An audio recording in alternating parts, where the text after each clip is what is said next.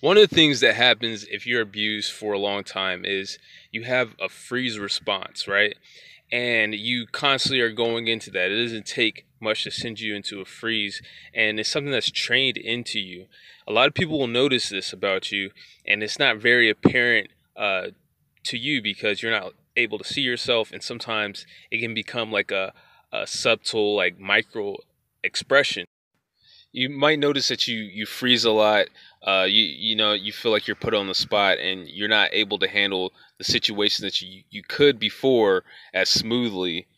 But it's hard to notice that it's also like a physical manifestation. It's not just being lost for words or feeling like you're on the spot.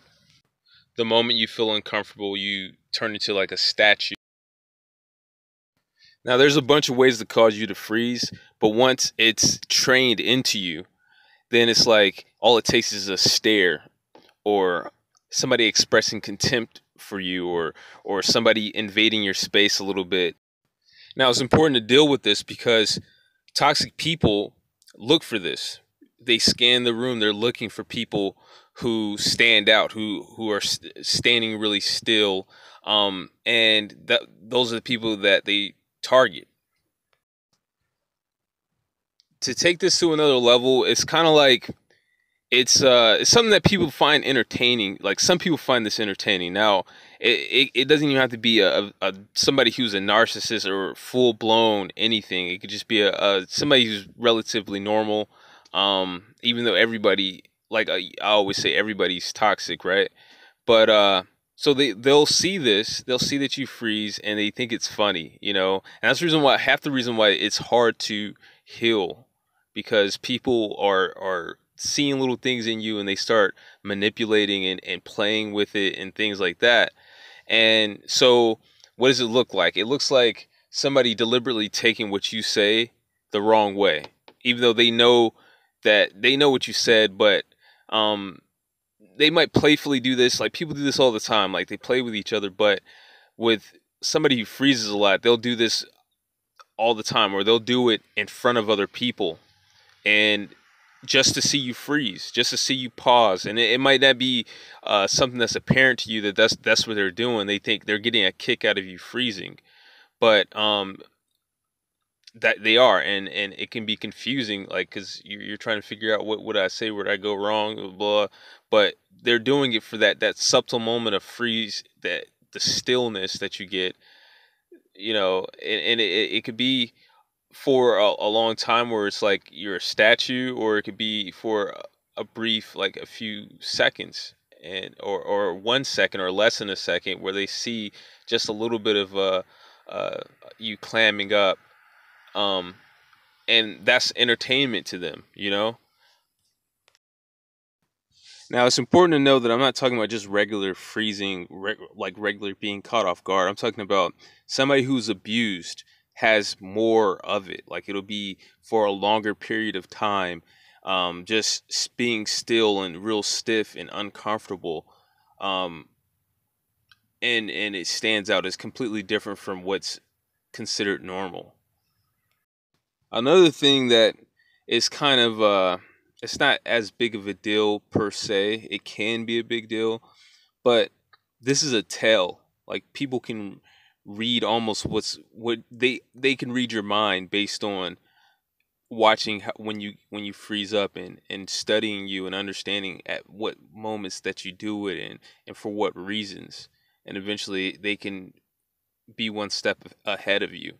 And I remember, like, I used to play this game called Dice when I was in the Navy. It's like it's a game where you kind of have to guess what the other person rolled, and things like that. And you play with a whole bunch of dice, right?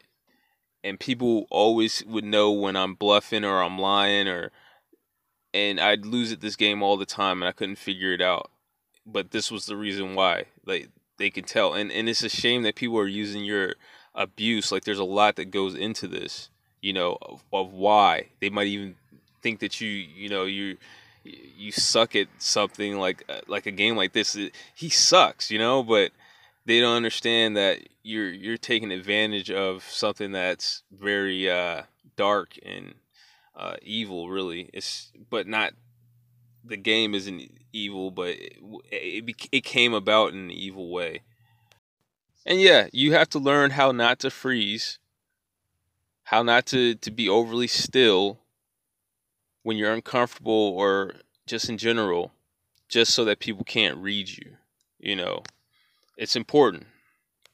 I mean, it's really deep. Like, people can use this to know what moments you're going to fight back, what moments when to back off, and just basically start playing you like a video game and get better and better at abusing you quicker, because they can tell what you're going to do before you even do it. Now, a couple of other things that I wanted to cover on this topic is that when you freeze a lot, when you are a statue, a lot of times that goes into the whole performance anxiety that most of us face. You're doing something simple, but it's like you have to fight through the feeling of clamming up to do it. Like, your body is standing there motionless, and you're breaking through. You have to break through the ice to do it. You know, and people will sit there and watch you.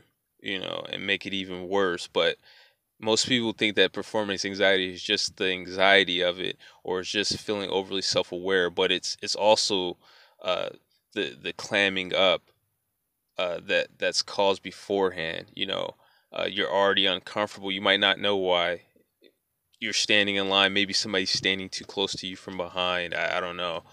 And now it's time to swipe your card and put in your number. You've done it a million times, but now it's like it's different, and people can see that. Even that, like, people get uncomfortable because they can see you go still, so it makes them uncomfortable. It adds more tension to the situation. And finally, before I give some ideas on how to deal with it, I wanted to say that it also affects mating, especially mainly for a guy. Like, guys will look past if a girl's like, if she has this problem, guys will look past this just because we're more shallow, I guess. Like, we'll look, if she's a good looking girl, we'll accept that, and even like that, like the fact that she's passive, and just take it as a passive thing. But when women see a man like this, right? They don't think, oh well, he was abused by his parents as a kid, blah blah blah. They just think that there was a some other guy uh, that was your peer, who was more powerful than you, who bullied you into submission, and has bullied you for so long that it's become part of your daily movement. Like, it's become a part of you, and for her, that's not attractive. And it sucks that women think this way, but they do. And you will be, if if you have this problem and it's a big something that you do to the point where everybody can see this, right? See, some people do this and it's quick, it's such a micro expression that it's not a big deal. But if it's a big deal, right, it'll be a big deal, like when it comes to dealing with the opposite sex, because you know they'll, yeah, women really don't, they don't care. And that's the thing that really sucks about this. They don't care about, even if you were brave in dealing with, because a lot of people that deal with abuse um are actually brave people. Like, if you look at their story and how they came out of it, and especially if they were a child when it happened, and they're brave, but nobody cares about that. So it's like, yeah. But all right, so some things that you can do about it are basically, you gotta practice watching videos of, like, contempt, laughter, and eye contact avoidance, and just things like that that people do that make you uncomfortable.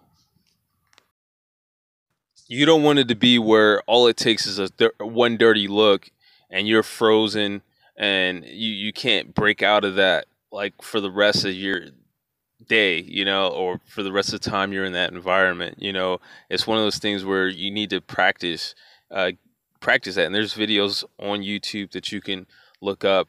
I have one that's saved on my channel. I might put the link in the description where they have faces of contempt that you can kind of look at and get used to. But people do this deliberately to make you freeze. And if they notice that you freeze, they'll do it more and more. Next thing that you can do is you can meditate, so things aren't getting to you so easily. Sleep more so things don't really get to you that easily because your nerves are really well rested. Also, don't battle with people over space. If somebody starts invading your space, completely step out. And if you have to be in that area, then uh, step out and regain kind of your comfort level, right? Don't battle with them, and if something like that and you can leave, then just leave. Um, Also, anticipate this.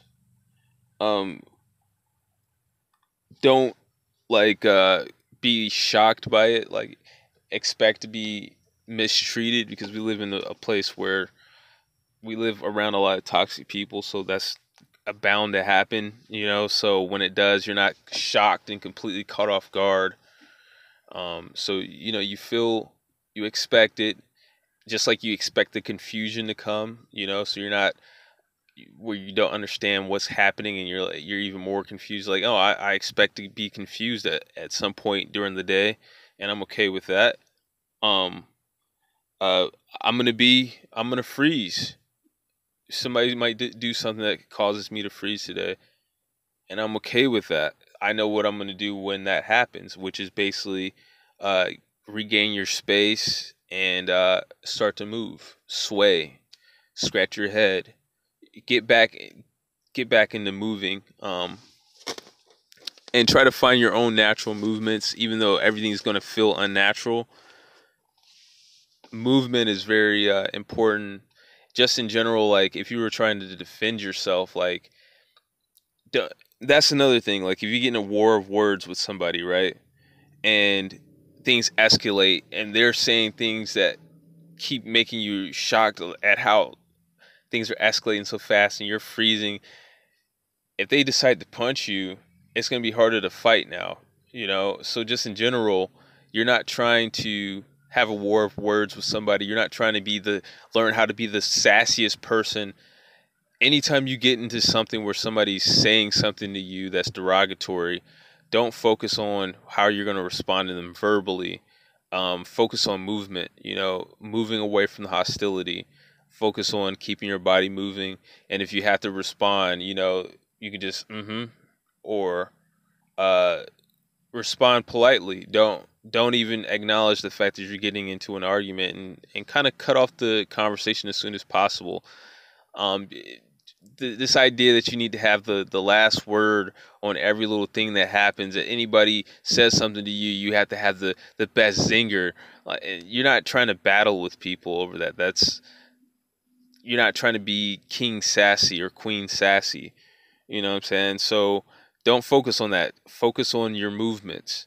If somebody's saying something or looking at you a certain way, focus on moving your body and breaking through the freeze, you know, um, and get good at it. Get good at what movements feel right to you when you're not freezing, and learn to employ them while you are.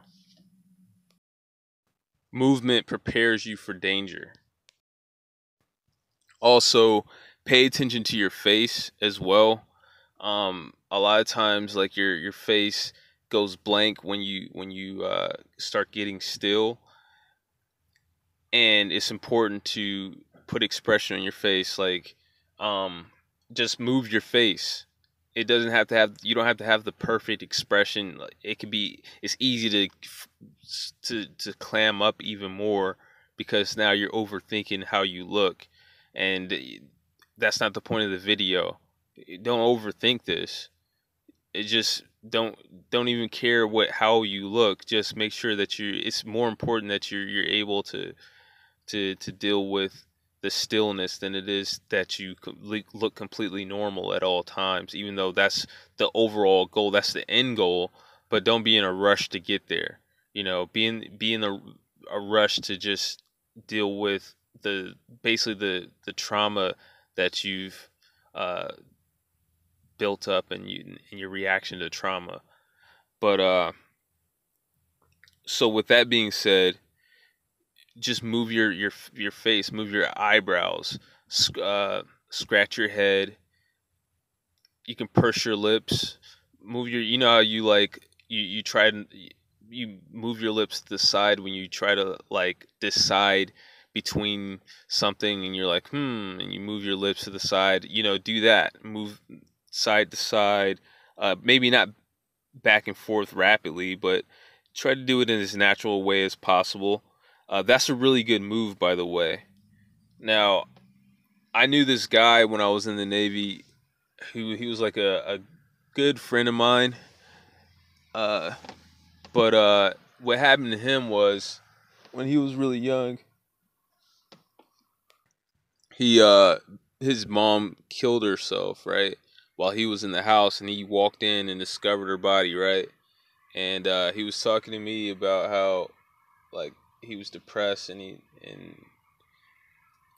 just all types of stuff went wrong. He was getting bullied and how he like was able to turn it around. And it was something I noticed about him. Like he would make that he'd do a lot of movements with his mouth, like the like I described before. And I would see that he'd be freezing because he went through depression, and depression has a lot to do with this as well.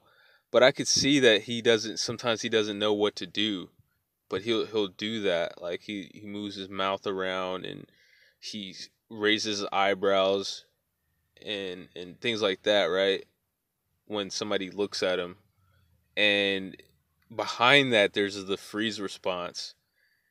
And it took me a while. Like I just now started to realize that, but he learned to do that. He learned to do that to deal with the blankness in his face because of his depression and people judging him. So he was like he learned to do that. He does a lot of facial movements to make up for it.